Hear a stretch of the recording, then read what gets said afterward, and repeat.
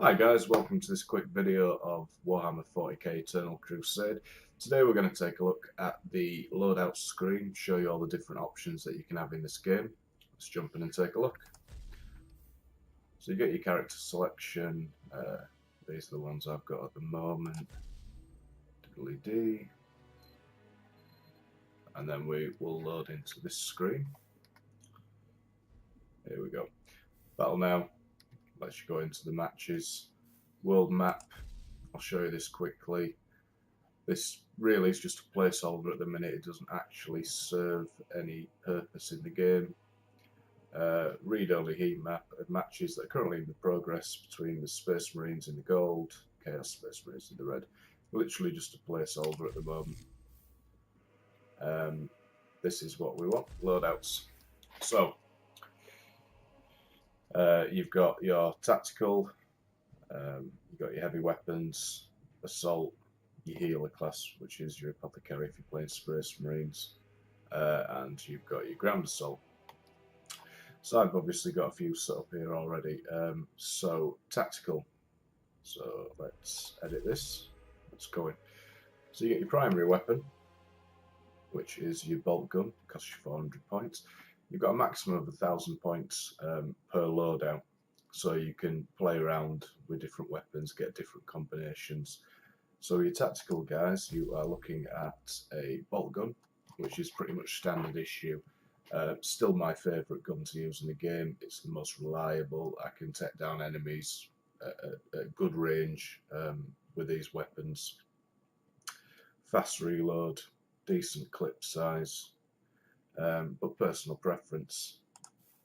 Plasma gun, 2 modes of fire, single shot, pew pew pew pew, quite fast, can damage enemies pretty heavily, however it overheats, and then that's quite a large retime on that. So, you know, it has its uses. It does fire that nice big ball of plasma, which you'll see in a few of my videos. Also pretty good for stunning enemies if you don't get direct kill.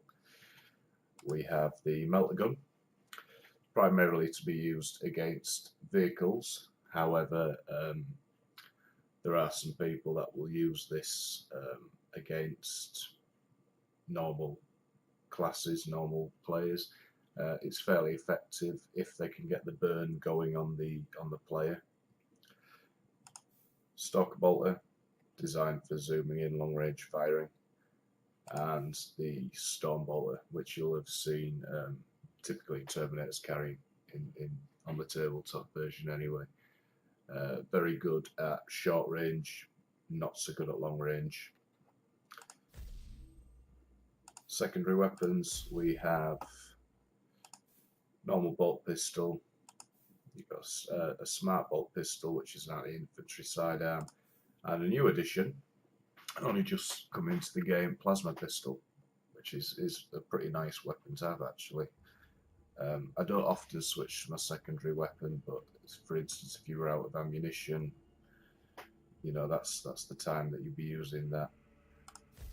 And then we go to secondary weapons. Nothing interesting here. Combat knife. Consumables. You've got frag grenades, anti-infantry. You have crack grenades, which are anti-vehicle and they'll stick to the vehicles. And melter bombs, which are very good against vehicles as well. Anti-fortification, explosive charge. They only be thrown a short distance, but they deal a lot of damage. So let's go back out of that. That's showing you that. Oh, one more thing. Ammo pack, extra ammunition, med pack. I usually run with a med pack.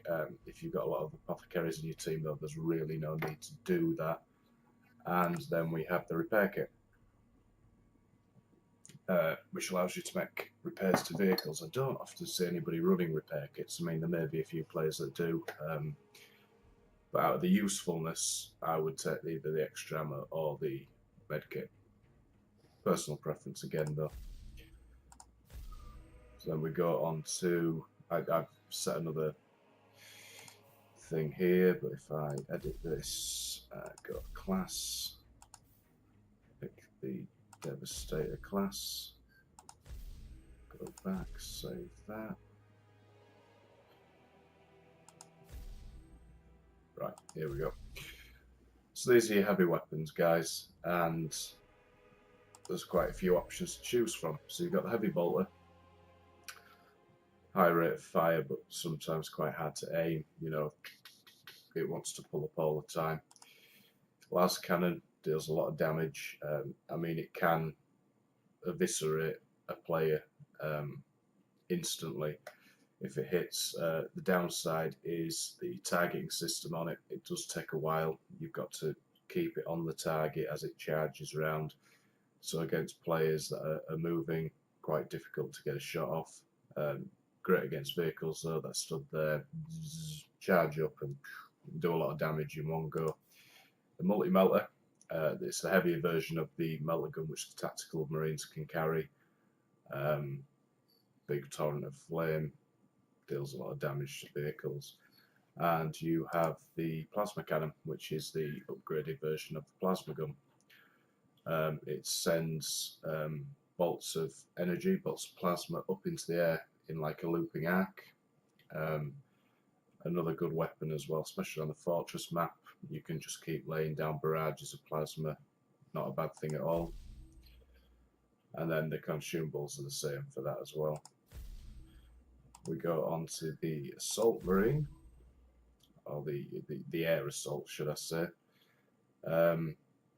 No primary weapon, but you get a secondary weapon, which you can have a chainsword, a power maul, you see it here on the screen, power axe, a power fist. So the maul and the fist are fairly new additions to the game. I think the power fist's been out just slightly longer. And then a power sword that looks bloody awesome, to be honest. Usefulness out of them, the chainsword is a bit quicker, deals slightly less damage. These deal heavier damage but a bit slower, so you've got to find what works for you. The same with the secondary weapons, basically there's not a lot of options there. Plasma pistol, as you can see, and then the other one, so quick plasma pistol. Consumables exactly the same, you did your different types of grenades. Let's save that. Onto the apothecary. Really useful class. The healing of it is fantastic. Press F, you healed, I think 2 seconds, full heal. You heal your teammates, etc. You do less damage if you take the bolt gun option. Well, not less damage, but you have less armor, so it's easy for you to be killed. Still a wonderful support class though. Great for healing yourself, keeping your teammates going as well. You know, these guys on the battlefield can change games. Either the chainsword or the bolt gun. I usually like to run mine with the bolt gun, just for ease of being able to fire at range. Your secondary weapon, you have just the Thekium, which is obviously your stimulant, how you deliver your payload of healing. The vials there, obviously for the healing, and then you can change out your grenades as well. And the last class that we've got to show you is the ground assault. Now for the Space Marines, the ground assault comes with a shield as standard. You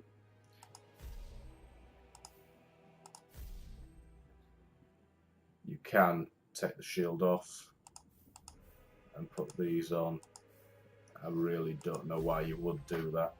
The shield, hold it up, you can soak up a lot of incoming fire, protecting yourself. It's a great form of defense.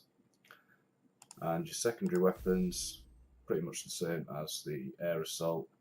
Your chainsword, power axe, power fist, power maul, and your power sword. Same again, personal preference. I've seen lots of different variations of this, and all seem to work fairly well. The difference between the classes, there isn't really any for the tactical nor the devastators. The ground assault for the traitors, the Chaos Space Marines, they have Mark of Nurgle, so whereas we have a shield sort of damage, they have something called Mark of Nurgle, which makes them a lot tougher. You know, naturally, it takes quite a lot to down a player with a Mark of Nurgle on them. And instead of apothecaries, they have Chaos Sorcerers that heal via a healing stream. You'll have seen it on various videos of Eternal Crusade. There's like a purple healing stream on the screen, and that's the sorcerer healing up one of his Chaos brethren. The downside to the sorcerer, in my opinion, is it's a slower heal, whereas the apothecary for the loyalists is pretty much instant, couple of seconds and full heals. They can heal, get back to fighting, heal, get back to fighting, whereas with the Chaos Sorcerers, unfortunately, once they're healing somebody, that they've got to focus on healing somebody or stop the healing to defend themselves. So it makes them, once again, my opinion, but you know, a less effective healer than the apothecary. Well, I hope you've enjoyed that video. Not the most interesting gameplay wise, but it shows you all the different options that you've got in the game, the different classes and uses of them. Hope to see you in the next video. Happy gaming.